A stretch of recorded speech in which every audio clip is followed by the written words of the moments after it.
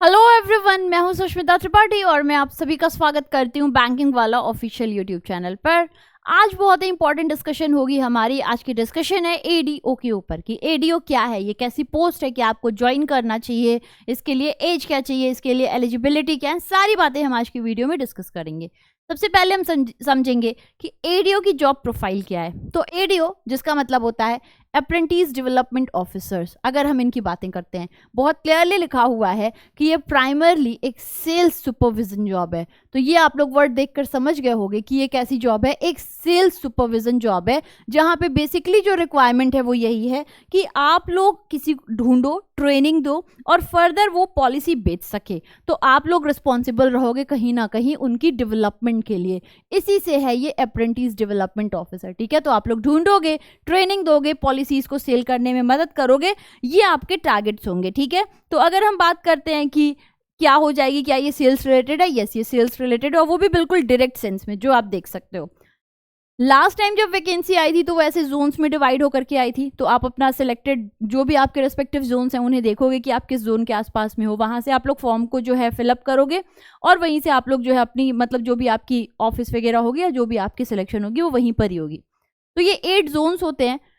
पहला central zonal है for Bhopal, eastern zonal for Kolkata, east central zonal Patna, northern zonal New Delhi, north central zonal Kanpur, southern zonal Chennai, south central Hyderabad and west central Mumbai. ये 8 Jones थे जिसमें divided थी।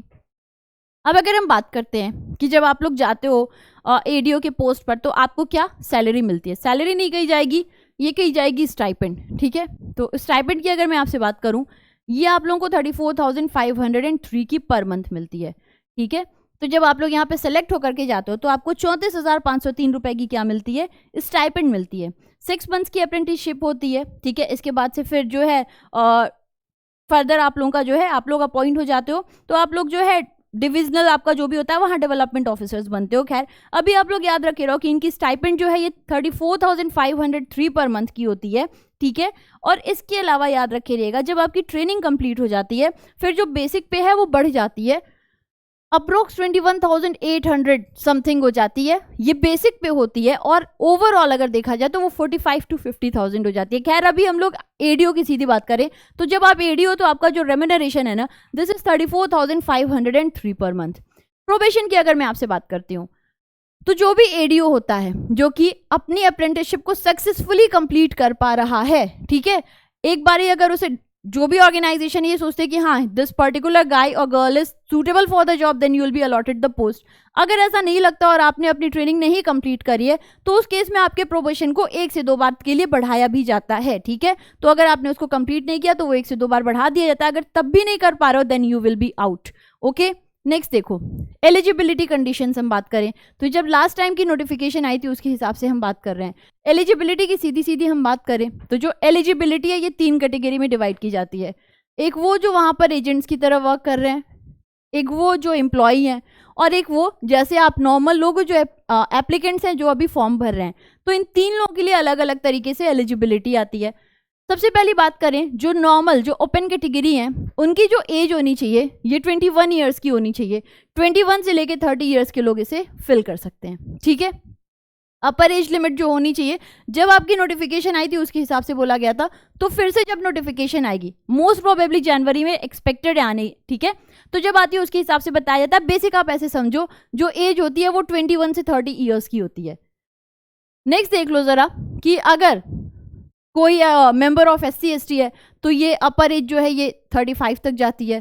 फिर OBC है तो 33। अगर कोई LIC एम्प्लॉय है जो कि SC कास्ट का नहीं है तो वो 42 एज हो जाएगी। ऐसे LIC एम्प्लॉय अगर कोई मेंबर है OBC का 45, LIC member who is SC और ST उनके लिए 47 एज रिलैक्सेशन है। LIC एजेंट और other than agent who is not a member of SC ST इनके लिए 40 साल का है। LIC एजेंट और other than agent who is a member of OBC तो 43 ईयर्स। LIC एजेंट और any other than agent who is a member of SC ST तो 45। तो यहाँ पे लिखा हुआ है फिर एक्स सर्विसमैन का क्या होना चाहिए, वो सारी चीजें आपके सामने क्लियर लिखी हुई हैं। ठीक है, तो ये आप लोग देख लीजिएगा एक बारी। अब अगर हम लोग बातें करते हैं कि जो भी रिक्रूटमेंट्स होती हैं उनकी क्या मतलब क्या क्वालिफिकेशन मांगी जाती है, तो मान लो कोई ऐसा, जैसे मैंने क्या कहा 3 कैटेगरी में डिवाइड होते हैं। एक एम्प्लॉय कैटेगरी होती है, एक जो LIC के एजेंट्स कैटेगरी होती है, और एक जो हम जैसे नॉर्मल जो भी उनकी एप्लीकेंट्स हैं। तो यहाँ लिखा हुआ है कि अगर कोई भी व्यक्ति है जो एम्प्लॉय कैटेगरी से भर रहा है, उसे कहा जाता है कि कम से कम not less than 3 years of service after confirmation in class 3 post. तो ये 1 2 3 4 क्लास पोस्ट होता है। उसमें लिखा है कि कोई अगर LIC का एम्प्लॉय है वो इस फॉर्म को भर रहा है तो 3 साल का उनका एक्सपीरियंस होना चाहिए, ठीक है, क्लास 3 पोस्ट पर। और अगर कोई एजेंट कैटेगरी में है तो 5 साल का उनका जो है अपना एक्सपीरियंस होना चाहिए, और जो उनका net first year premium income not less than 5 lakh तक का होना चाहिए preceding 5 financial years, and net first year premium income of not less than ₹1 lakh on 50 lifes in each of any 3 of these financial year. तो इतने में हमें नहीं जानना है, हमें ये वाला देखना है, preference would be given to candidate who have at least 2 years experience in LIC, ठीक है। तो अदर की जो हम लोग भर रहे हैं तो वो वैसे तो एलिजिबल हो सभी लोग, क्योंकि ग्रेजुएशन में कोई परसेंटेज रिक्वायर्ड नहीं है। यहाँ एक चीज बहुत क्लियर लिखी हुई है कि उनको प्रेफरेंस दिया जाएगा जिनका 2 साल का एक्सपीरियंस है लाइफ इंश्योरेंस इंडस्ट्री के अंदर, ठीक है। चलो अब जरा अगला देखो, सिलेक्शन प्रोसीजर क्या होता है। तो सिलेक्शन प्रोसीजर फिर से मैं कहूँ 3 कैटेगरी में डिवाइडेड है, एक एजेंट्स का है, एक एम्प्लॉयज का है, एक नॉर्मल का है। तो जो नॉर्मल एस्पिरेंट्स हैं उनके लिए ये क्या हो जाता है, प्री मेंस इंटरव्यू मेडिकल। लेकिन जो लोग एजेंट या एम्प्लॉयज हैं उन्हें प्री नहीं देना होता है, सीधा मेंस में अपीयर करते हैं, ठीक है। खैर चलो देखते हैं।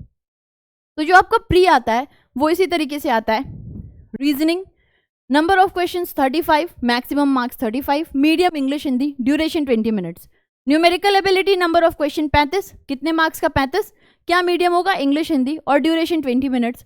इंग्लिश देखो 30 क्वेश्चंस 30 मार्क्स। अब इंग्लिश में एक चीज लिखा हुआ है कि ये क्वालिफाइंग नेचर का होता है, ठीक है, और इसे रैंकिंग के लिए काउंट नहीं किया जाता है, ओके। खैर इसके लिए भी 20 मिनट होता है। ओवरऑल अगर हम देखें तो नंबर ऑफ क्वेश्चन 100 हो गए और मैक्सिमम मार्क्स क्या हो जाते हैं, 70 हो जाते हैं, ठीक है। कितना टाइम मिलता है आपको, 1 घंटे का आपको टाइम मिलता है। फिर आपकी बात करें मेंस की, तो मेंस कैसा होता है, रीजनिंग और न्यूमेरिकल एबिलिटी 50 क्वेश्चन 50 मार्क्स के, इंग्लिश हिंदी 120 मिनट्स आपको कंपोजिट मिलता है सबके लिए। जो दूसरा आपका पेपर होता है ये होता है general knowledge, current affairs, English with special emphasise on grammar vocabulary, 50 question 50 marks के, इंग्लिश हिंदी। तीसरा आपका है इंश्योरेंस फाइनेंशियल मार्केटिंग अवेयरनेस, जिसमें स्पेशल एम्फेसाइज किया जाता है on the knowledge of life insurance and financial sector. ये भी 50 क्वेश्चन है और 50 मार्क्स के हैं, इसका भी मीडियम इंग्लिश एंड हिंदी। तो इन तीनों के लिए आपको जो है ना 120 मिनट मिलता है। Total number of questions 150, total marks भी आपका 150 हो जाता है। इसके बाद से फिर आप लोगों का इंटरव्यू होता है और उसके बाद से फिर फर्दर सिलेक्शन होता है। तो ये ओवरऑल हो गया आप लोगों का एडीओ का सिनेरियो। एडीओ जॉब क्या होती है, क्या आपका ट्रेनिंग पीरियड है, क्या एज होना चाहिए। अगर मैं आपसे बात करती हूँ कि क्वालिफिकेशन क्या होता है, तो कोई भी बस आपको ग्रेजुएट होना चाहिए, किसी भी परसेंटेज का कोई मसला नहीं है, आप इसे एज सच ज्वाइन कर सकते हो।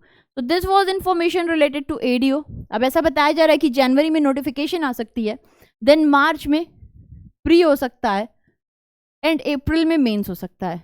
तो ये एक्सपेक्टेड है कि इस तरीके से अभी फर्दर जो है ना नोटिफिकेशन, प्री और मेंस आने वाले टाइम में हमें देखने को मिल सकता है। Let us just hope for the best कि ऐसा हो। और आप लोगों की तैयारी के लिए तो हम सब हैं ही आपके साथ में, तो आप हमारी क्लासेस भी कर सकते हो हमारे साथ, ठीक है। तो this was it, thank you, have a great day, bye bye.